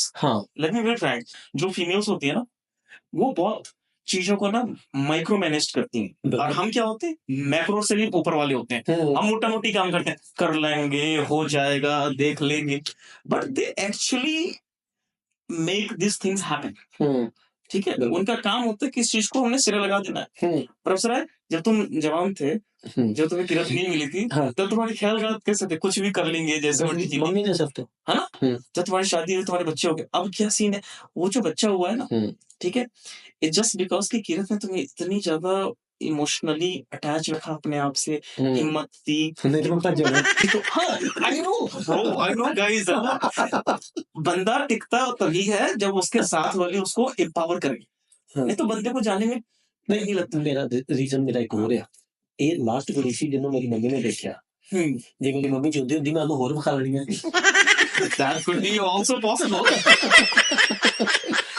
ਉਹਦੇ ਚ ਸੁਣਨਾ ਵੀ ਜਾਣ ਕੱਢੀ ਨਹੀਂ ਇਹ ਗੱਲ ਕੀ ਕਹਿੰਦੀ ਮਾਈਕਰੋ ਮੈਨੇਜਿੰਗ ਦੀ ਗੱਲ ਦੱਸਦਾ ਵਾ ਹਾਂ। ਤੇ ਨਿੱਕੀ ਨਿੱਕੀ ਚੀਜ਼ ਨੋਟ ਕਰਤੀ ਇਹਨੂੰ ਕਹਿਣ ਡਈ ਆ ਆਂਟੀ ਇਹ ਕੱਲਾ ਜਾਣ ਡਿਆ ਆ ਤੇ ਇਹਨੇ ਪਰਫਿਊਮ ਵੀ ਆਂਦੀ ਬੈਡ ਬॉय ਵਾਲਾ ਨਹੀਂ ਸ਼ਨੈਲ ਵਾਲਾ ਲਾਇਆ ਵਾ ਠੀਕ ਹੈ ਤੇ ਆਦੀ ਵਾਲ ਵੂਲ ਵੀ ਸੈੱਟ ਕਰਕੇ ਗਿਆ ਇਦਾਂ ਨਹੀਂ ਜਾਂਦਾ ਹੁੰਦਾ ਜਦੋਂ ਪੱਕਾ ਕਿਤੇ ਕਿਸੇ ਬਾਹਰ ਨੂੰ ਮਿਲਣ ਜਾ ਰਹੇ ਹੋ ਨਾ, ਆਹ ਗੱਲਾਂ ਹੁੰਦੀਆਂ ਮਗਰਾਂਗੇ ਤੇਰੇ ਬਾਰੇ ਹੋਰ ਸੀ ਮੇਰੇ ਬਾਰੇ ਅੱਛਾ, ਉਹਦੇ ਬਾਰੇ ਮਾਮਾ ਕਿਤੇ ਉਹ ਨਹੀਂ ਹੁਣ ਤਾਂ ਕੀ ਕਰ ਰਹਾ ਹੁਣ ਤਾਂ ਤੇਰਾ ਕੰਮ ਖਤਮ ਹੈ bro। ਹੋ ਜਾ ਵੀ ਤੇ ਹੁਣ ਕੀ ਕਰਨਾ It's only in papers ਕਿ 30 ਤੋਂ ਬਾਅਦ ਟੈਸਟੋਸਟੇਰੋਨ ਦੋ no No, I'm not talking about testosterone, bro. ਮੇਰਾ I'm talking ਹੋਰ about quality. ਹੋ ਜੀ ਯਾਰ ਤੇ ਮੈਂ ਹੋਰ ਤੇ ਟੌਪਿਕ ਕਰ ਕਰਦੀ ਆ ਵਿਊਅਰਸ ਨੇ ਸਹੀ ਆਪਣਾ ਉਹਨਾਂ ਸਾਰੀ ਗੱਲ ਕਰ ਲਿਆ नहीं, ये टॉपिक ही भटका रहा है, मैं तो ऑटिज्म पे बात कर रहा था। अच्छा हाँ। ਓਕੇ ਅਗਲੀ ਚੀਜ਼ ਇੱਕ ਹੋਰ ਆ ਜਾਂਦੀ ਆ ਸ਼ਾਕਿਆ ਮੈਨੂੰ ਕਿ ਤੁਸੀਂ ਬੜੇ ਗੁੱਡ ਐਕਟਰਸ ਜੇ ਬਿਕੋਜ਼ किसके बारे ਮੈਂ ਦੱਸਣਾ ਕਾ ਬਿਕੋਜ਼ ਜਦੋਂ ਮੈਂ ਵੇਖਦਾ ਨਾ ਤੁਹਾਨੂੰ ਪੇਸ਼ੈਂਟ ਟ੍ਰੀਟ ਕਰਦੇ ਆ ਠੀਕ ਹੈ ਮੈਂ ਵੀ ਆਪਣੀ ਮਾਂ ਨੂੰ ਉਦਾਂ ਸਾਂਭ ਨਹੀਂ ਸਕਦਾ ਜਿੱਦਾਂ ਤੁਸੀਂ ਸਾਂਭਦੇ ਕਿਉਂ ਕਿਹੜੀ ਐਸੀ ਚੀਜ਼ ਆ ਕਿ ਜਿਹੜੀ ਉਹਦੇ ਨਾਲ ਪਿਆਰ ਜਿਹਾ ਜਾਂ ਤੁਸੀਂ ਸ਼ੋਅ ਆਫ ਕਰਦੇ ਜੀ ਜਾਂ ਪੈਸੇ ਸੋਹਣੇ ਮਿਲਦੇ ਆ ਜਾਂ ਤੁਹਾਨੂੰ ਕੋਈ ਸੂਹ ਦਾ ਚੱਕਰ ਹੁੰਦਾ ਵਾ ਜਾਂ ਫਿਰ ਜੌਬ ਦਾ ਕੋਈ ਸਿਸਟਮ ਹੈ ਇਦਾਂ ਦਾ ਕਿਹੜੀ ਚੀਜ਼ ਆ ਅਰੇ ਜਿਹੜੀ ਦੇਖੋ, ਕਰਨ ਦਿੰਦੀ जो काम प्यार से हो सकता है क्या वो डर से हो सकता है? ਨਹੀਂ ਮੈਂ ਇੱਕ ਚੀਜ਼ ਪਿਆਰ ਇਜ਼ ਡਿਫਰੈਂਟ ਥਿੰਗ ਹੈ ਨਾ ਮਤਲਬ ਕਿ ਟੇਕ ਕੇਅਰ ਇੰਨੀ ਜ਼ਿਆਦਾ ਕਰਨੀ ਹੁਣ ਕਈ ਐਸੇ ਵੀ ਹੁੰਦੇ ਆ ਹੈਲਥ ਕੇਅਰ ਵਾਲੇ ਜਿੱਦਾਂ ਨੇ ਆਣ ਕੇ ਬੰਦੇ ਨੂੰ ਨਮਾਉਣਾ ਵੀ ਹੈ ਸਾਫ ਸਫਾਈ ਵੀ ਉਹਦੀ ਕਰਨੀ ਆ ਕਿੱਦਾਂ ਕਰ ਲੈਂਦੇ ਜੀ ਮੈਨੂੰ ਉਹ ਸਵਾਲ ਦਾ ਜਵਾਬ ਚਾਹੀਦਾ देखो, नेचर में ना 3 तरीके की फंडामेंटल चीजें होती है। ਓਕੇ मैं बहुत बेसिक से चलता हूँ। हाँ जी। मैं बेसिक से चल के आपको क्वांटम फिजिक्स तक लेके जाऊंगा आज एक कप रखा है, इस कप के अंदर मिलियंस बिलियंस ट्रिलियंस में ना एटम्स हैं बिल्कुल और 3 फंडामेंटल चीजें हैं जो कि इलेक्ट्रॉन, प्रोटॉन और न्यूट्रॉन। हाँ। इन तीनों चीजों से मिलकर सृष्टि का निर्माण हुआ। बिल्कुल जब मेरा निर्माण और तुम्हारा निर्माण हो रहा था ना, ठीक है, तो हमारे जो इलेक्ट्रॉन, प्रोटॉन, न्यूट्रॉन है ना, इनकी प्लेसमेंट अलग डिजाइन से की गई। बिल्कुल तो मैं फिटनेस ट्रेनर बनाया क्योंकि तुम्हारा उसमें है लगाव, हाँ जी है ना? मेहनत किया तभी तो बन पाओ। बिल्कुल जब मुझे बनाया गया तो मेरे अंदर इमोशनल एंड ह्यूमैनिटीज को ज्यादा दिया गया। भाई साहब बैठे हैं, इनके अंदर बिजनेस स्किल्स, पीपल डीलिंग, कैसे आप मैनेज करते इशू, ये है। हर बंदे की अपनी अपनी स्पेशलिटीज होती हैं और कोर वैल्यूज होते हैं। बिल्कुल कोर वैल्यूज प्रोफेसर राय की है कि मैंने सोसाइटी को फिट देखना है, डिजीजेस को कम करना है और एक अच्छे इकोनॉमी और अच्छे राष्ट्र का निर्माण करना है। यही कोर वैल्यूज मेरी भी है, बट मेरा दायरा थोड़ा अलग हो गया कि मैंने अपने जो रोगी लोग हैं उनकी टेक केयर करनी है, जो सोचते हैं उनको अच्छी एडवाइस देना है और जो गलत रास्ते पे जा रहे हैं उनको रोकना है। ठीक है, एक नर्स हमें अगर आप 100 नर्सेस की बात करोगे तो जरूरी नहीं कि सारी नर्सेस अच्छी हों जो सारे शिफ्ट पे काम करती हो। हाँ जी। कुछ खराबी होती है, बिल्कुल और वो होना भी जरूरी है। अगर वो ना हो तो सैचुरेशन आ जाएगा। हाँ जी ठीक है, मानते हो ना कि अगर कुछ चीजें बैलेंस नहीं है तो लोग उसको बैलेंस करना चाहते हैं। बिल्कुल अगर सब कुछ बैलेंस हो जाए तो कोई उस पर काम ही नहीं करेगा। बिल्कुल हम ये रिसर्च और स्टडीज क्यों कंडक्ट कराते हैं? क्योंकि there are some flaws that we still trying to improve further. कुछ नर्सेस के अंदर ये चीजें बहुत कूट के भरी हैं। अब मैं एलपीएन की बात फिर से करूंगा, मैं हार हूं, लेकिन मुझे ये लगता है कि एलपीएन आप लोग बहुत ही ज्यादा ब्रेव हो और एचसीए आप उससे भी ज्यादा ब्रेव हो। अगर आप दोनों ना हो तो हम मैनेज नहीं कर सकते। फिजिशियन और आर्मी मिलकर कुछ नहीं बना सकता, कुछ भी नहीं अगर आप दोनों ना हो तो। मैं व्यूअर्स के लिए स्पेशली बोल रहा हूँ, इन व्यूअर्स में अगर कोई नर्स हो, कोई एचसीए हो, तो टेक माय वर्ड्स कि आप लोग, सैल्यूट है आप लोगों को भाई, बहुत मेहनत करते हो। पेशेंट का जो पेरी केयर होता है ना, we don't do it. Personal- care अच्छा, पर पेरिकेयर समझाते हैं। आम भाषा में जिसको पेशाब टट्टी बोलते हो ना, वो ओके साफ करने का काम किसका होता है? HCA का होता है। ओके लॉन्ग टर्म केयर में HCA का ही होता है। एक्यूट केयर में RS भी कर लेती है, LPS भी कर लेती है। लेकिन जो मेजरली हिस्सा है, जो सबसे लोग जैसा मानते हैं कि गंदगी है, मैं नहीं कर सकता। मेरी फ्रेंड से बात हो रही थी, तो वो लड़का है, वो कहता है भाई मैं नर्सिंग नहीं कर सकता। मैंने पूछा क्यों? कहता है यार टट्टी पेशाब साफ करना पड़ेगा। मैंने कहा ब्रो, मैं मानता हूँ कि तुम्हारी सोच है, लेकिन ऐसे दुनिया नहीं चलती। मान के चलो कल को तुम बीमार हो जाओ, कौन करेगा तुम्हारा? है ना? तो एक ऐसा जॉब है जो किसी न किसी को करना पड़ेगा। फिर से मैं आइटम वाली बात पे आता हूँ कि जब हमारा और तुम्हारा निर्माण हो रहा था, तो हमारी वैल्यूज ऐसी बनाएगी जो हमें टच करती होता है। मैं पैसे के लिए काम नहीं कर रहा, इट अट्रैक्ट्स मी। तुम पैसे के लिए काम नहीं कर रहे, इट अट्रैक्ट्स यू। क्या पता तुम दूसरी इंडस्ट्री में से ज्यादा पैसा कमा लेते, लेकिन तुम क्यों नहीं अट्रैक्ट हुए? क्योंकि लॉ ऑफ अट्रैक्शन काम किस चीज पे करती है? जहां आपका इंटरेस्ट होता है, आप उसकी तरफ खिंचते चले जाते हैं। बिल्कुल तो मेरे हिसाब से तो ये इसका आंसर है, और बाकी साफ होती कर। ਸੀਰੀਅਸਲੀ ਨਾ ਮੈਂ ਸੀਰੀਅਸਲੀ ਇਹੀ ਬੜੇ ਕੀਤੇ ਆਪਸ ਵਿੱਚ ਹੀ ਪੋਡਕਾਸਟ ਹੈ ਨਾ ਬਟ ਮੈਨੂੰ ਬੜਾ ਵਧੀਆ ਲੱਗਾ ਥੈਂਕ ਯੂ। ਨਹੀਂ ਸੀਰੀਅਸਲੀ ਬੜਾ ਵਧੀਆ ਲੱਗਾ ਮੈਨੂੰ ਇੰਨਾ ਪਤਾ ਸੀ ਕਿ ਹਾਂ ਵੀ ਮੈਂ ਇੱਕ ਬੜਾ ਡੀਸੈਂਟ ਜਿਹਾ ਬੰਦੇ ਨੂੰ ਸੱਦ ਲਿਆ ਆ ਜਿਹਦੇ ਗਾੜੀ ਮੈਂ ਮੁਰਖ ਲੱਗਣਾ ਨਹੀਂ ਟੂ ਬੀ ਓਨੈਸਟ ਹੈ ਨਾ ਏਦਾਂ ਦੂਜੀ ਚੀਜ਼ ਮੈਨੂੰ ਇੱਕ ਹੋਰ ਬੜੀ ਵਧੀਆ ਲੱਗੀ ਹੈ ਨਾ ਜਿਹੜੀ ਸਾਨੂੰ ਐਜ਼ ਅ ਪੰਜਾਬੀ ਜਾਂ ਐਜ਼ ਅ ਇੰਡੀਅਨ ਸਿੱਖਣੀ ਚਾਹੀਦੀ ਆ ਮੈਨੂੰ ਸਭ ਤੋਂ ਵਧੀਆ ਚੀਜ਼ ਇਹ ਲੱਗੀ ਕਿ ਆਉਂਦਿਆਂ ਉਹਨਾਂ ਨੇ ਕਿਹਾ ਕਿ ਮੈਂ ਆਪਣੀ ਭਾਸ਼ਾ 'ਚ ਕੰਫਰਟੇਬਲ ਹਾਂ ਸੋ ਅਸੀਂ ਸਾਰੀ ਗੱਲ ਉਹਨਾਂ ਨੇ ਹਿੰਦੀ 'ਚ ਕੀਤੀ, ਮੈਂ ਪੰਜਾਬੀ 'ਚ ਕੀਤੀ ਹੈ। ਰਾਈਟ ਇਦਾਂ ਹੀ ਚਾਹੀਦਾ ਕਿਉਂਕਿ ਅਸੀਂ ਜ਼ਿਆਦਾ ਇੰਗਲਿਸ਼ ਨੂੰ ਇੱਥੇ ਆਣ ਕੇ ਹੈ ਨਾ ਮੈਂ ਇੱਥੇ ਵੀ ਜਾਂਦਾ ਨਾ ਜਦੋਂ ਕਿਤੇ ਆਰਡਰ ਦੇਣ ਤੇ ਉਹ ਅਗਲੇ ਦੀਆਂ ਗਾੜੀ ਕੋਈ ਨਹੀਂ ਹੁੰਦਾ ਹਾਂ ਵੀ ਤਾਂ ਵੀ ਉਹਨਾਂ ਇੰਗਲਿਸ਼ ਹੀ ਬੋਲਣੀ ਅਗਲੇ ਪਾਸੇ ਤੇ ਮੈਂ ਸਿੱਧਾ ਕਹਿੰਦਾ ਭੈਣੇ ਪੰਜਾਬੀ ਬੋਲਦਾ ਫਿਰ ਅਸੀਂ ਸਮਝਦੇ ਜੇ ਕੋਈ ਮੁੰਡਾ ਆਣ ਕੇ ਪੰਜਾਬੀ ਬੋਲੇ ਜਾਂ ਕੁੜੀ ਵੀ ਬੋਲੇ ਇਹ ਸ਼ਾਇਦ ਅਨਪੜ੍ਹ ਇਹਨੂੰ ਆਉਂਦੀ ਨਹੀਂ ਰਾਈਟ ਮੈਨੂੰ ਬੜੀ ਵਧੀਆ ਲੱਗੀ ਆ ਚੀਜ਼। इस बारे में मैं एक पॉइंट कहना चाहूंगा। हाँ। भारत के अंदर करीब तो नहीं, मतलब एक्यूरेट 22 भाषाएं, 22 ऑफिशियल लैंग्वेज है। उसके अलावा 1000 डायलेक्ट्स हैं। प्रवेश है पंजाबी बोलता है, मैं हिंदी बोलता हूँ। इवन तो कि मुझे पंजाबी आती है, मैंने प्रेफरेंस क्यों दी हिंदी को? क्योंकि इसमें मैं ज्यादा कंफर्टेबल, भाई पंजाबी में ज्यादा कंफर्टेबल है। तो अगर हम दोनों में फिर भी ऐसी अच्छी राबता है, तो हमें क्या जरूरत है कि हम इंग्लिश के पीछे दिमाग लगाएं या फिर किसी और के पीछे दिमाग लगाएं? और क्या इंग्लिश जानने से बंदे की इंटेलिजेंस चेक होती है? बिल्कुल भी नहीं। कई ऐसे लोग जो अंग्रेजी बोलते हैं, उनको मैथ्स बिल्कुल नहीं आता। और कई मैथमेटिशियन जिनको अंग्रेजी नहीं आती, but they are still on their top levels.